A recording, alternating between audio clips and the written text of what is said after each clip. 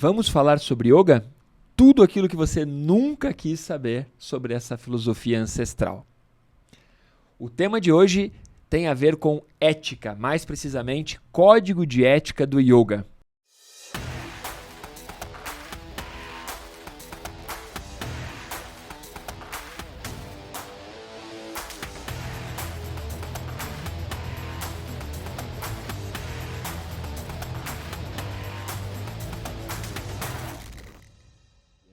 Eu sou o Malakini Dias e estamos iniciando a nossa 6ª temporada do podcast. Para falar sobre isso, eu convido a nossa diva do autoconhecimento, a queridíssima Fer Filipposi. Olá, olá! Bom dia, boa tarde, boa noite para todos os que nos ouvem, para todos os que nos assistem. E é isso mesmo, vamos falar sobre código de ética que eu aposto que você nem sabia que existia no yoga. Então, fica com a gente nesse episódio. E também convoco o nosso queridíssimo cofundador do podcast, Vilmar Duarte, que é especialista em soft skills. É isso aí, sejam muito bem-vindos. E hoje nós damos início, porque nós vamos fazer uns 4 episódios falando a respeito disso, talvez 5, né? De como o yoga não serve para nada se você não tiver esses conceitos muito bem enraizados no seu cotidiano. Então, fique com a gente pelos próximos minutos. Nosso podcast da 6ª temporada está nesse formato de yoga em 30 minutos, ou seja, vamos falar sobre yoga em 30 minutos e esclarecer tudo aquilo que você nunca nem quis saber sobre essa filosofia. E para dar start, o Vilmar já puxou ali, já deu a primeira tijoladinha, né? Por assim dizer, de que pouco adianta praticar yoga se você não estiver atento ao código de ética. E foi exatamente isso que Patanjali observou cerca de 2 a 3 séculos antes de Cristo. Patanjali, quando ele escreveu o Yoga Sutra, ou seja, quando ele sistematizou, quando ele codificou o yoga clássico, no caso, ele colocou ali que o praticante precisaria se dedicar a aprimoramento da ética humana antes de embarcar nos asanas, nos pranayamas, na meditação, antes dele embarcar na prática, na técnica do yoga, ele precisaria de uma reeducação comportamental. Então ele colocou ali um decálogo, 10 mandamentos, por assim dizer, né? Para que a pessoa se aprimore. Ferzinha, hoje nós vamos falar sobre 2 desses 10. Qual é o primeiro que nós vamos falar? Vamos começar falando sobre os yamas, porque existem yamas e niyamas, né, que são prescrições e proscrições éticas. Então vamos começar com os yamas e o primeiro deles é o ahimsa, a não violência. Toca a barca, já que você engatilhou, fala um pouco. Bom, esse preceito justo nos convida a não sermos violentos. Então, existe até um sutra no Yoga de Patanjali, que fala, o 235, quando se vivencia a não agressão, a hostilidade desaparece em nossa presença. Então é isso, na verdade, que a gente busca, nos tornarmos menos hostis, seja com os outros, seja com a nossa própria forma de lidar com a gente mesmo, com tudo que acontece dentro da gente. Então essa não violência pode ser tanto com os outros, como com a gente mesmo, a forma como nós lidamos com os nossos julgamentos, com as nossas críticas, não sermos também violentos com a gente. Então, quando Patanjali organizou o código de ética do yoga, imagine a primeira dica, ou seja, a primeira orientação que ele teria a dar, você quer praticar yoga, você quer entrar em meditação? Então primeiro você tem que, de uma certa maneira, gerenciar, adestrar a agressão. Então o primeiro código de ética, que é o ahimsa, é a não agressão. E aí isso se estende, essa não agressão, ela vai se estender não apenas com outras pessoas, ou seja, você não agredir outra pessoa, mas você também, aí vem uma partezinha que eu acho que é legal, que é você tentar não agredir, inclusive quando estiver se alimentando. Então hoje nós estamos numa pegada do mundo todo aí de segunda sem carne, uma pegada mais vegetariana, em prol do planeta, tudo. Então lá atrás, imagine, já existia essa visão de que a gente precisava agredir menos os outros seres vivos. E aí você começa com essas coisas e vai sutilizando. Então essa não agressão vai chegar no ponto que a Ferzinha colocou, que é você ir sutilizando a tal ponto de você Eu já não agrido mais as pessoas que moram perto de mim, eu já não agrido mais as pessoas com quem eu trabalho. Então agora eu vou começar a não me agredir. Só que isso vai precisar de algum tempo, segundo Patanjali, algo como uns 10 anos, pelo menos, de vivência profunda para que você pudesse se considerar uma pessoa que vivencia o ahimsa. Isso é de tal forma impactante que a prática disso, ela parte de uma mudança de atitude. Essa mudança de atitude não muda o seu comportamento, porque primeiro você fala assim, beleza, eu não quero agredir ninguém, eu não agrido ninguém, eu sou uma pessoa legal. A primeira buzinada atrás de você no trânsito, quando você está distraído no semáforo, você vai xingar, você vai pensar alguma coisa que vai agredir no mínimo você mesmo. Porque se você pensou, a outra pessoa nem alcança. A pessoa ali às vezes está te dando a oportunidade para você desperta e toca a vida, né? E você já fica bravo com aquilo, né? Aconteceu comigo esses dias no trânsito. Eu tava os 2 carros estacionados. Aí eu avancei um pouquinho para frente para o cara conseguir sair de boa. Depois eu dei ré e saí, né? Mas a hora que o cara passou do meu lado, ele passou me olhando. Eu não sei se ele passou me olhando agradecendo ou se ele passou olhando e falou assim, cara, eu estava esperando você sair e você vai para frente, por que você não saiu logo? Na cabeça das pessoas fica passando esse filmezinho o tempo todo. Então a agressão, ela primeiro você começa mudando uma atitude, você coloca essa intenção e depois você vai mudando o seu comportamento. E eu acho engraçado também que a gente vive dando desculpas para nós mesmos, né? Porque eu fico pensando, não, eu não agrido os outros, não, as minhas atitudes são tranquilas, mas no trânsito eu sou muito impaciente e eu fico xingando as pessoas mentalmente como lesmas. Só que daí eu fico pensando, não, é um xingamento muito leve. Não importa, o que importa é a atitude, né? O próprio pensamento de estar xingando a outra pessoa. Então, a gente tem que também se policiar com isso, o quanto a gente vive dando desculpas para nós mesmos de que nós somos bonzinhos, de que nós, somos um personagem que, na verdade, nós não somos. A gente tem que olhar para essas coisas verdadeiras se nós quisermos realmente evoluir no yoga. Exatamente. Nesse contexto, a gente tem que pensar, bom, o código de ética surgiu em algum momento. O yoga já existia antes do código de ética, né? Mas, num dado momento, os mestres da época, daí principalmente Patanjali, que foi quem registrou isso, colocou que o ser humano precisava de alguma orientação ética. E aí, então, ele escreveu 10 mandamentos, por assim dizer, né? 10 aconselhamentos, 10 ensinamentos, e separou esses 10 em 2 grupos. O primeiro grupo chama-se Yama, o segundo grupo, Niyama. Então, são orientações de como a pessoa vai evoluir ou melhorar o seu autoconhecimento, a sua convivência com a sociedade, né? Porque a gente não vive sozinho, essa que é a verdade. Uhum. Então, quando o primeiro grupo começa com ahimsa, a gente tem que entender que é não agredir. Quando você vai estudar isso, você vai perceber que existem vários autores e mestres da yoga, estudantes da yoga, que já escreveram sobre o código de ética. Eu trouxe aqui alguns exemplos, como o Mircea Eliade, que no Yoga Imortalidade e Liberdade ele fala sobre o código de ética, e tem uma partezinha que eu deixei separada aqui, que ele coloca o seguinte: os 2 primeiros grupos, Yama e Niyama, constituem, evidentemente, as preliminares inevitáveis de qualquer evolução. Então é legal porque Patanjali colocou isso, outros mestres foram percebendo também, outros discípulos, e hoje a gente percebe que realmente de nada adianta a pessoa ter toda a formação acadêmica, mestrado, doutorado em qualquer área, se ela não tiver junto um embasamento ético, para usar aquilo de uma maneira muito mais civilizada, porque a ética é que viabiliza a civilidade, né? E até no próprio yoga, né? Se a gente for pensar por que Patanjali dizia que yamas e niyamas deveriam vir antes de todo o resto, é muito legal a gente pensar que o yoga ele tem como objetivo a expansão da consciência. Então, é como se o indivíduo estivesse conhecendo mais sobre a vida e sobre tudo e melhorando a sua visão de mundo. Então, de certa forma, ele acaba ganhando um certo destaque em relação às outras pessoas.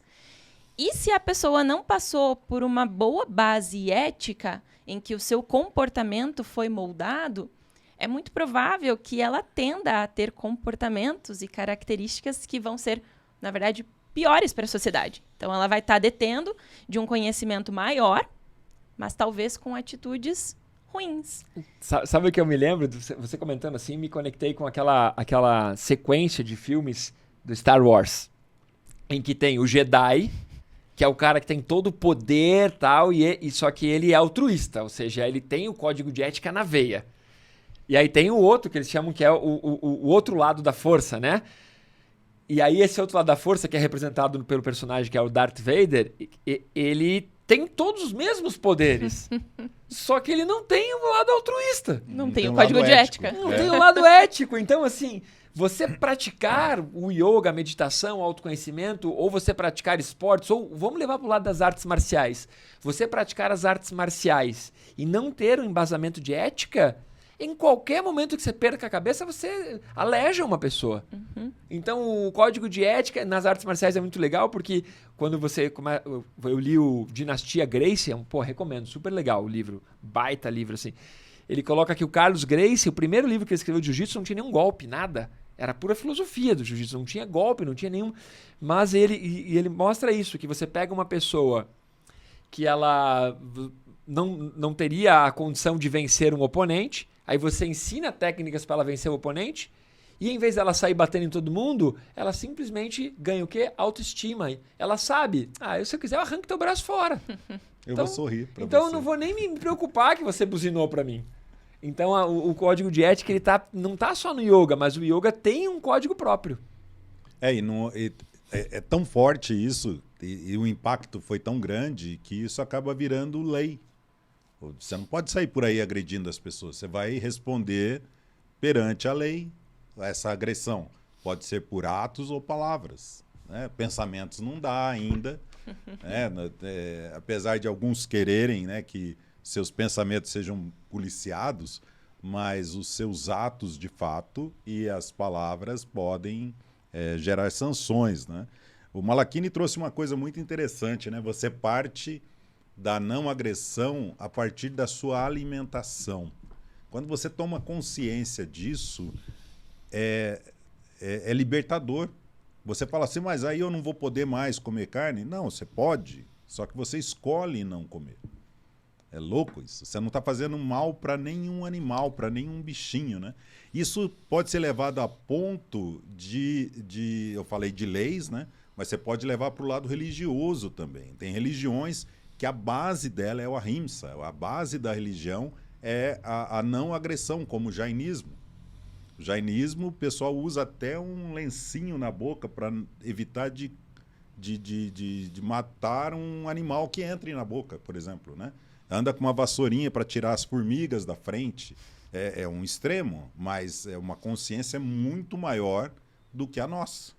Que nós não prestamos atenção nesses pequenos seres, né? Nós, na verdade, a espécie humana, ela tem um total preconceito, não é nem preconceito, ela tem uma total... Aversão, talvez. Aversão, talvez. Não, é que ela acha que ela é tão superior que nós fazemos algo que é chamado de especismo. Que é, nós achamos que a nossa espécie é a melhor, então a gente pode cortar árvore, passar asfalto em cima de grama, matar peixe, represar rio, porque a gente acha que a nossa espécie é a mais importante. Você disse do jainismo, o Mahatma Gandhi tem uma parábola que diz que ele estava falando com seus discípulos e falando sobre, chega um dado momento em que você vai começando a prestar tanta atenção enquanto você é agressivo, que quando você pisa na grama, isso te faz pensar. Louco isso. Então. Olha o nível de consciência, né? Pisou na formiguinha, pisou na grama, tá passando na trilha, quebrou o galho da árvore, sabe? Coisas... A gente é o tempo todo muito agressivo. E dentro de todo esse estudo, imagine hoje algo que é muito legal dentro da psicologia, dentro desse novo momento que a gente está vivendo da humanidade, tem aquilo que a gente também tem que entender, que é aqueles comentários que eu faço muito, que nós fazemos, que é o passivo-agressivo. Ele faz um comentário achando que está te ensinando, te educando, não sei o quê, mas é um baita passivo-agressivo. E a gente tem que... Então, imagine, 3 séculos antes de Cristo, um cara que meditava falou, olha, eu não vou mais ensinar os meus alunos a fazerem asana, as posições do yoga. Eu não vou mais ensinar os meus alunos a fazerem respiratórios, os pranayamas. Em vez disso, eu vou ensinar ética para eles, porque eles precisam melhorar como pessoas para que eles possam evoluir na senda do yoga. Muito legal. O Iyengar também traz aqui uma parte legal. Então, o Código de Ética surgiu com Patanjali, mas nós temos vários outros mestres falando sobre a importância disso. O Iyengar traz no livro dele aqui o seguinte, olha que bacana. Os grandes mandamentos, claro que é uma tradução, né? Talvez ele não tenha dito exatamente isso, né? Os grandes mandamentos que transcendem credo, país, idade ou época. Por que eu trouxe isso sublinhado aqui? Para entender que o Código de Ética é atemporal. Não depende da cultura, não depende da época, do tempo, é atemporal. É não ser agressivo em qualquer época. Não importa. É muito fácil você não ser agressivo quando está tudo fácil. Né? Por isso que é ética, não é moral. Né? É ética. O professor De Rose, ele traz até um preceito moderador em relação a isso. Você falou de Mahatma Gandhi. Ele fala que isso não te dá o direito ou não te dá a liberdade, te dá, mas você não precisa ser passivo diante das situações. O que você não vai ser é agressivo, mas você não vai ser passivo. A passividade, aquela coisa de, te bateram, beleza, e aí deixa só te bater. Mahatma Gandhi, ele usou isso para ele conseguir a liberdade da Índia. Uma independência da Índia. Então, a pessoa batia nele e aí ele não revidava. Mas não quer dizer que ele estava na passividade. Ele estava avançando contra o exército da força, que era o exército britânico. Porque ainda assim ele estava impondo as ideias dele, né? Exato, os ideais dele. exatamente. Então, acho que quando o professor De Rose traz essa não ser passivo, que esse ahimsa não implicaria numa passividade, é no sentido de você não se tornar também um banana, né? Não queremos isso no mundo. Perfeito. É assim, eu sou pacífico, mas eu não sou passivo. Exatamente. Eu vou exigir os meus direitos. Exatamente. Então, muito legal. Já que vocês falaram por que nós estamos trazendo o Código de Ética? Vamos de novo entrar numa contextualização legal. Eu, a Fer, o Vilmar, nós ensinamos essa filosofia. A nossa formação provém do professor De Rose. Quando De Rose começou a fazer a tradução do Código de Ética, ele também fez a tradução do Yoga Sutra, porque o Yoga Sutra foi escrito em sânscrito, então você vai encontrar inúmeras traduções. O professor De Rose fez uma delas que eu já li várias, eu considero a melhor. Mas para mim, né, para o meu ponto de vista, para o meu paladar, como diria o Jojó.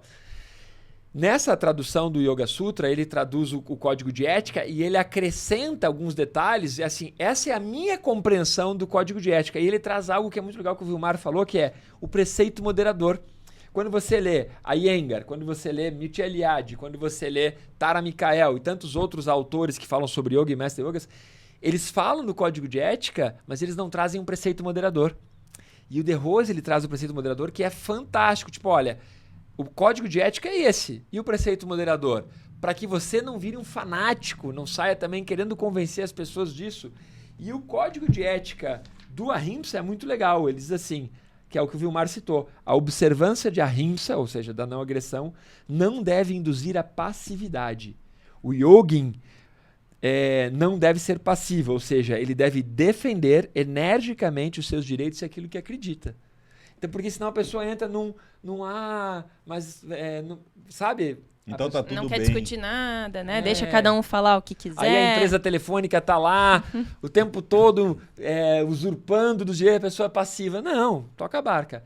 E aí com isso a gente entra no segundo código, no segundo yama. Então o primeiro ahimsa, não agressão. E o segundo que Patanjali colocou é o satya. Satya, ou seja, não mentir. Vral. Fica a recomendação aqui para você assistir a 5ª temporada do nosso podcast, em que nós gravamos uma série de episódios e baseado no livro A Humanidade, em que o tema central era, cara, somos programados para o bem e como é que nós vamos trabalhar essa questão da mentira. Tem um episódio que a gente fala muito sobre isso, sobre mentira e tal. Mas no Código de Ética, o Satya é que você não deve mentir. Para nós aqui ainda vem uma outra interpretação que é usar mais a verdade. E aí, galera, como aplicar isso e transformar isso em algo positivo nessa loucura que é a nossa vida e como fazer isso com aquilo que a Ferzinha ama, o autoconhecimento, sendo que a pior mentira é aquela que a gente conta para nós mesmos, né? E para piorar, você não pode esquecer o primeiro.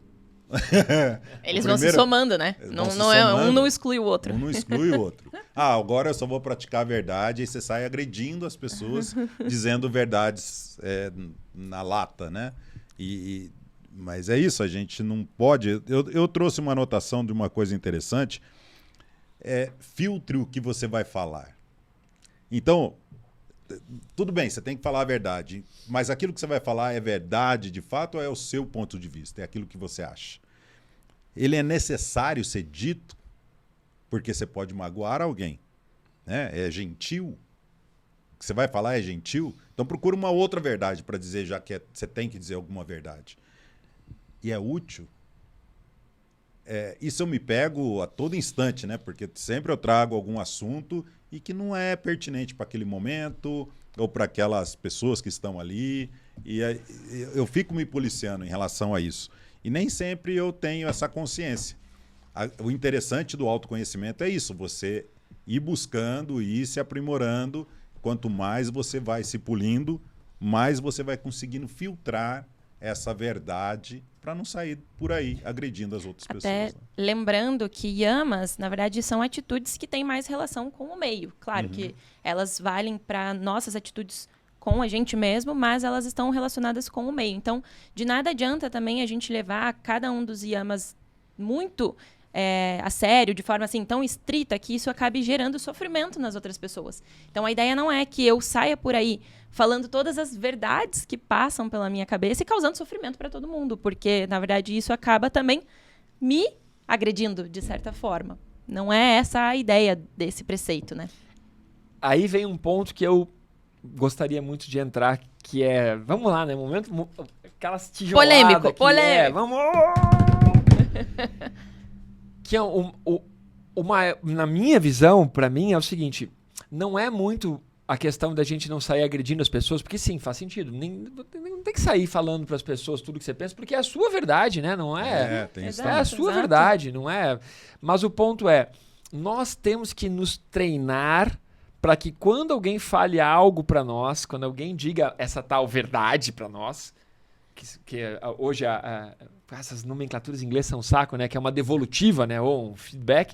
Quando a pessoa te falar isso, você tem que treinar para você não ser agressivo com a pessoa, que o Vilmar falou, né? O ahimsa, mas principalmente você começar a aceitar mais essas devolutivas se você quer que as pessoas também aceitem as suas.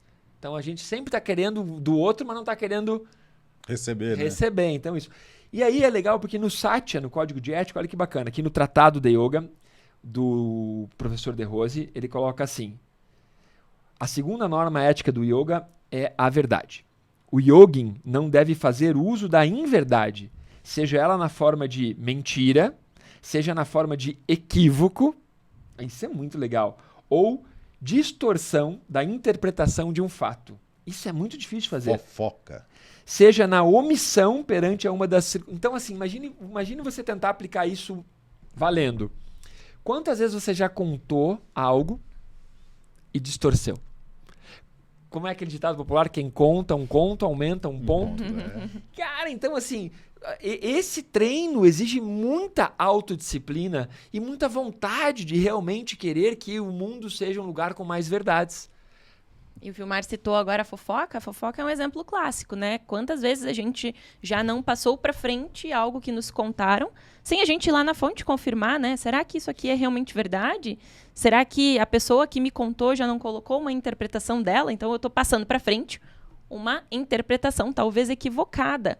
E isso seria uma inverdade. Isso, olha a loucura que nós estamos vivendo hoje, né? Eu adoro falar sobre isso. Nós temos algumas ditaduras presentes. Ditadura do corpo perfeito, ditadura da alta performance, ditadura de que você tem que ir para academia, ditadura da proteína, né? que você tem que consumir proteína, porque senão você tem que suplementar, tem que tomar... Cara, existem essas... E aí, imagine, talvez você já tenha dito isso para alguém, talvez você já tenha escutado isso de uma pessoa que não é formada em nutrição, não é nutróloga, não é nada, mas ela olha para você e fala, não, mas é que tua alimentação... Não sei o quê. É isso, a gente tá transmitindo uma informação sem ter a base, sem ter o conhecimento, tá replicando aquilo. Eu costumava brincar antigamente que você engravida pelo ouvido. Você escuta algo e aí você engravidou pelo ouvido. E quanto a gente viu disso na pandemia sobre vacinas, não vacinas, vírus. Um monte de gente que não é infectologista, que não é especialista em vírus, que não é cientista, dando opiniões. Então imagine na época, né, 2, 3 séculos antes de Cristo, Patanjali viu isso numa sociedade muito menor, com muito menor poder de disseminação da palavra, do conhecimento, e falou, opa, vamos trabalhar isso aí. E hoje a gente, com toda a rede social, com toda a capacidade, a gente sai disseminando um monte de, que você falou, em verdade, sem ter o profundo conhecimento. Se Patanjali visse o Instagram hoje em dia, ele ia estar nervoso, né? Não, e o Twitter, né? O X, o X já era. Acho que ele não teria criado um decálogo, seriam 100 normas. Porque hoje existem sites, existem especialistas em difamar a imagem do outro. Porque ele tem um viés ideológico, ele tem uma forma de pensar que ele tem que destruir o outro para ele conquistar espaço, para ele se achar dono da verdade. E poderia ser diferente. Mas não, e os 3, os 15 lados, né, do âmbito que seja político, que seja religioso, que seja a forma como o Malakini falou, a saúde, cada um vai defender o seu lado porque quer chamar mais atenção para si. E, para isso, ele precisa queimar a imagem do outro. E não precisaria ser assim, né? Aqui é interessante quando você começa a estudar o código de ética, seja o do yoga, o de Hammurabi, do direito. Você vai estudar também ali código de ética dentro da estrutura da medicina. Tá por trás, né, da sociedade como um todo. Aí aqui no livro do Iyengar, ele coloca algo muito legal, que ele coloca... Satya, ou a verdade, é a mais alta regra de conduta ou da moralidade. Então, toda vez que você conta uma mentirinha ou leva para frente uma fofoca, não dá para depois você reclamar que as pessoas mentem. Não dá para depois você reclamar do político X, do político Y. Não dá para você depois reclamar que seu filho mentiu para você. Não é. Então, assim, é interessante porque ser hipócrita é algo que todos nós somos um pouco hipócritas. Todos nós. Eu odeio os hipócritas. Não, nós somos hipócritas. Todos somos. Porque toda vez que você fala que é um absurdo a pessoa ter mentido pra você, quantas vezes você mentiu pros outros? Quantas vezes você disse que a unha da pessoa estava bonita quando você não gostou? Nem precisava ter dito. É o que eu falo, nem precisava ter dito. Quantas vezes você mentiu pra pessoa que tinha uma coisa pra fazer porque você não queria ir no aniversário dela, no evento dela, ou... Pra que mentir? A Fer, num podcast lá da 5ª temporada, também nós falamos sobre isso, sobre a dificuldade de você dizer não, né? Então a mentira, ela também vai ganhando poder à medida que você não consegue mais dizer não, porque aí você não diz não para alguma coisa e aí você inventa uma mentira. Mas e vai virando uma bola, né? Porque entra num círculo vicioso de que você... até de forma inconsciente, nem percebe que você está reproduzindo cada vez mais mentiras no seu dia a dia. Porque você mesmo se justifica dizendo, não, eu preciso utilizar isso aqui porque, por N razões, né? A pessoa vai ficar triste comigo, então eu não posso dizer a verdade. Que mentira é essa que você mesmo está se contando, né?